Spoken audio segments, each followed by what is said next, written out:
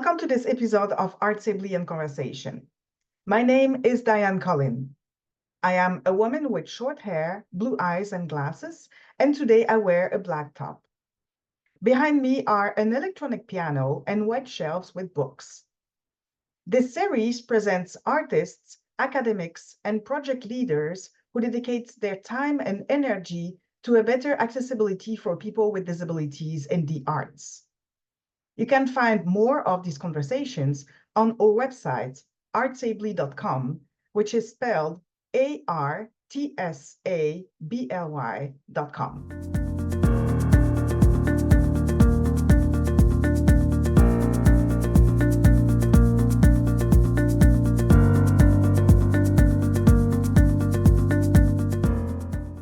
Today, Art Sibley is in conversation with Andrea Benham, a singer-songwriter and a Grammy District advocate.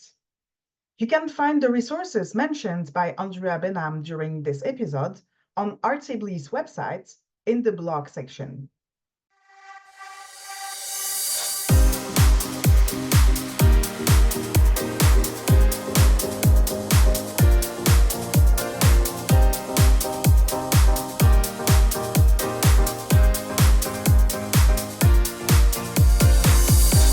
Something I don't know, 'cause you keep saying you'll change, but you're blowing smoke.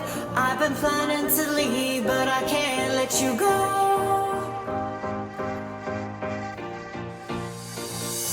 'Cause you're coming home late at night, and when you slip into bed it doesn't feel right.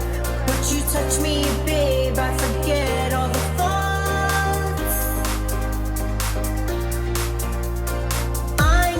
You to know that I can't do this alone. So you need to leave, yeah, you need to go. 'Cause I know I'm better off on my own.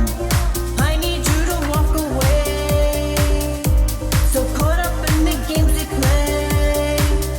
'Cause you say you love me, but it doesn't show. You keep me lonely, but I know if you don't leave me, I'll just stay. So I need you to walk away. Walk away. Walk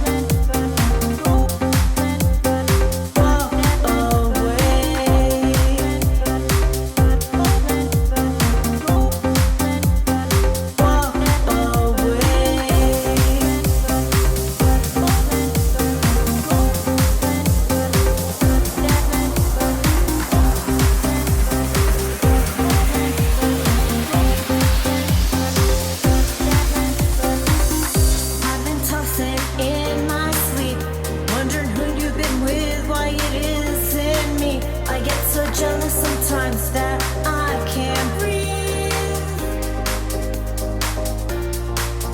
But you say that we're fine and it's all in my mind, but I don't think that you care, you're ignoring the signs. So you need to leave, yeah, you need to go. I need you to know that I can't do this alone. So you need to leave, yeah, you need to go. 'Cause I know I'm better off on my own. Too caught up in the games we play that I can't seem to walk away. 'Cause you say you love me, but it doesn't show. You keep me lonely, but I know if you don't leave me, I'll just stay. So I need you to walk away. Walk away.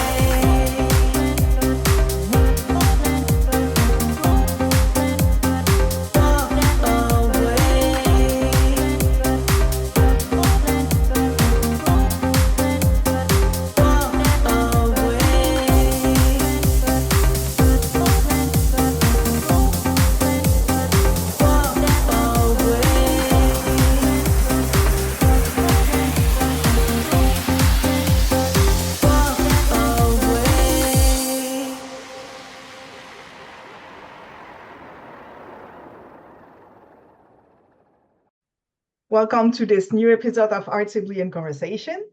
I am today with Andrea Benham, who is a singer, songwriter, and a Grammy District advocate.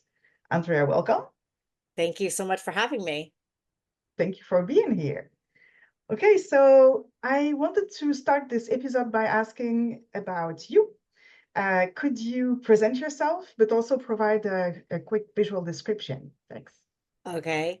My name is Andrea Benham, and I'm 5'3" with brown eyes and short blonde hair.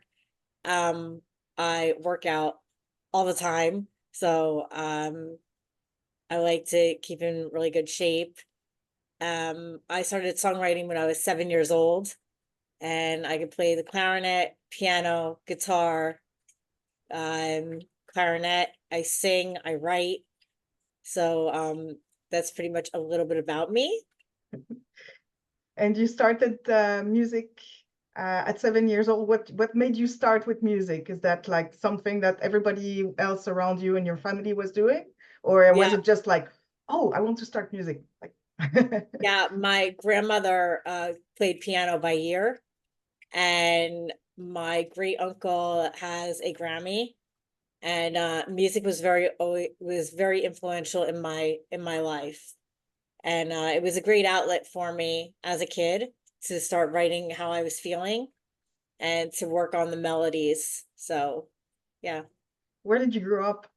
I grew up in Hillsborough, New Jersey, here in the United States. Very good. Wow. And so did you wanted to go for musical studies after that, or jump directly in a musical career as a young person? When I was 3, my mom put me into dance class, and my dance teacher was a Rockette for the New York Rockettes. And my mom always kept me very active in dance class. And then once I got into school, I started learning how to play the clarinet and piano, and I was in choir. So I kept very, very, very active as a child. So from that period of being young and being active in the arts in general, what happened next? Um, let's see, when I was in college, I got an internship at Billboard magazine, and I ended up meeting I ended up seeing the business side of music, and I really loved it. And I just wanted to create amazing dance music and to make people's lives better for 3 minutes a day, or with remixes it's now sometimes it's 15 minutes, but uh it's it's been a lifelong dream of mine just to always make people's lives better. And it's interesting that you like sports that much, because I think what you like is a rhythm. It's Right. something that in your song, it's in your songwriting, it's dance music, and it's a lot of uh, very energetic and happy music. And I think that one influenced the others, right? Yeah, the lyrics are pretty uh the lyrics face a lot of emotion and a lot of things that I've been through, but then the melody of the record will always become an earworm for people that they'll never forget it. And that's how I like to write.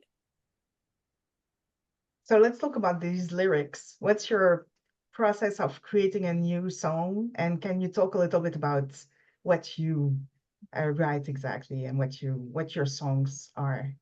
I mean, let's start with the first record, Reincarnation. Reincarnation is about my godfather who was always supportive of me, and he passed away senior year um of my high school.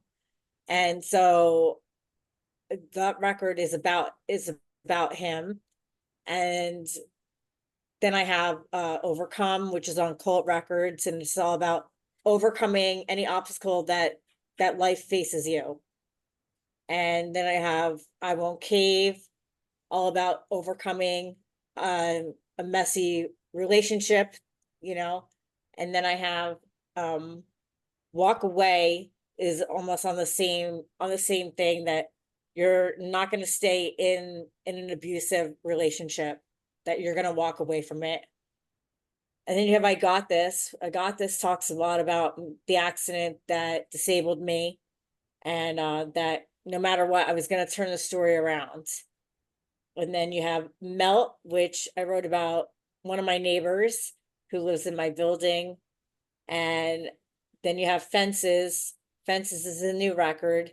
It's technically not a new record. Fences was written in 2014 and was released, and then the label folded. So I went out and I re-recorded the record, and I added some other lyrics. And Fences is about my best friend who passed away in 2014. So I really write from a lot of emotion, a lot of things that I've been through personally, but I like to twist it, even though it's such an emotional and such a heartfelt thing for me. I like to write lyrically and melodically that people will always remember the lyrics. And in these different records and songs you've written, 5 times you've been you submitted Grammys, right? Yeah, 5 times I've submitted.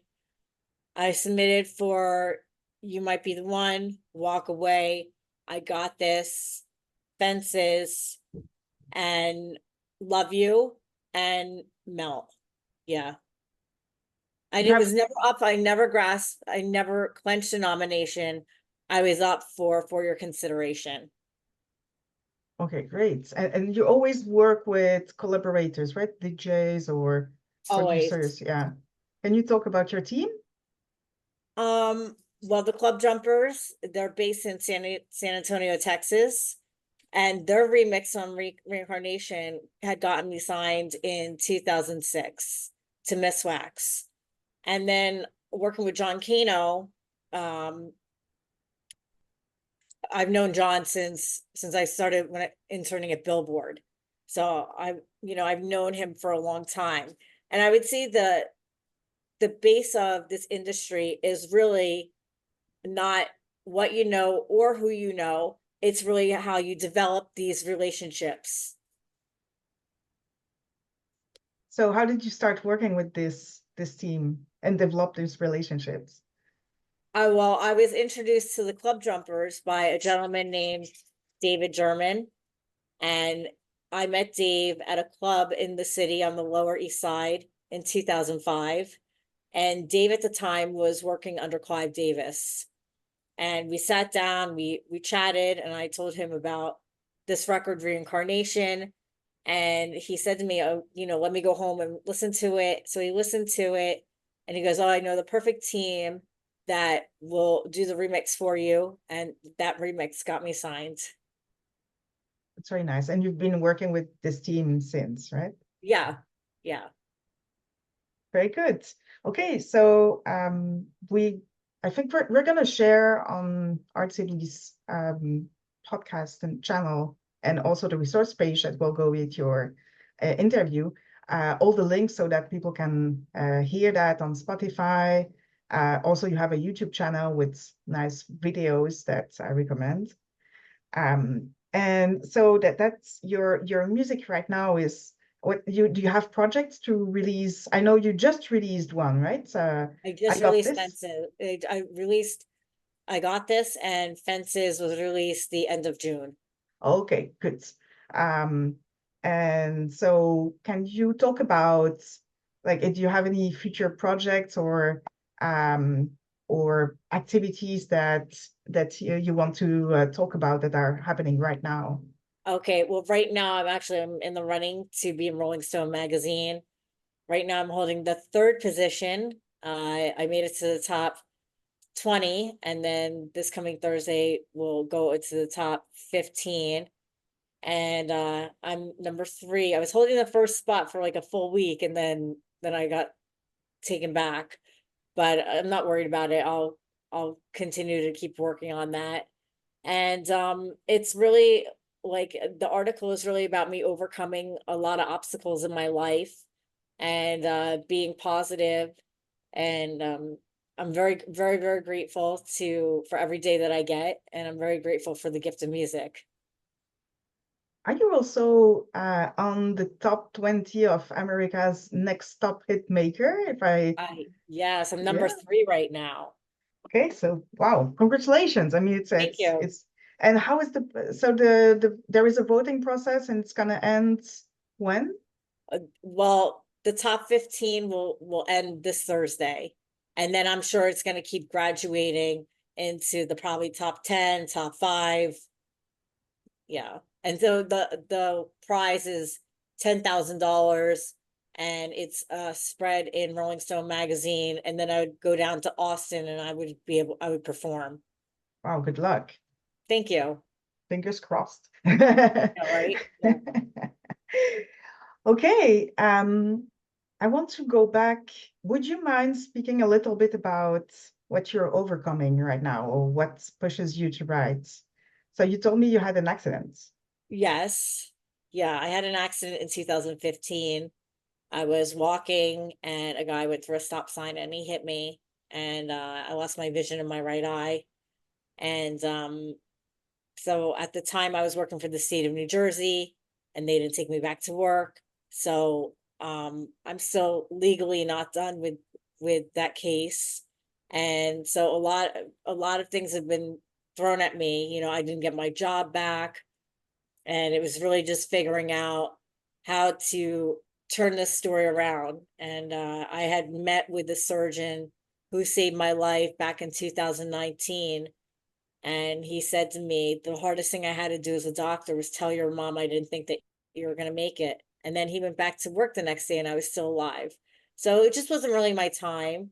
And it's a lot of things that I like to sit with about, you know, how it's affected my relationships and how it's affected my music and how I'm just so grateful to even be here. And so that's what I would say, that a lot of that inspires the writing. Well, the proof that you had a lot of things to say through your music is that you keep releasing these songs, so that's great. And so you plan the next one too, right? Um, I'm in the midst of writing it. Okay, good. Okay, and so for me, when you are working on some challenges that you try to incorporate in your songs, it goes to what I call accessibility arts. Right, Because in a way, it's how to adapt your songwriting and your access needs and things like that to accommodate your own needs, your own rhythm that might be different from before. And right. so, what does it mean for you to work in that kind of environment, and how did you adapt to it? I think it's good to have like a great understanding as to like what I'm able to offer as an artist, and that maybe I could change somebody's life for like 3 minutes or 6 minutes or any period of the day, that I get a message and I'll say, "Oh, your song totally changed my day," which I think is so important. And it's so uplifting for me as a songwriter. And it makes me feel like super motivated.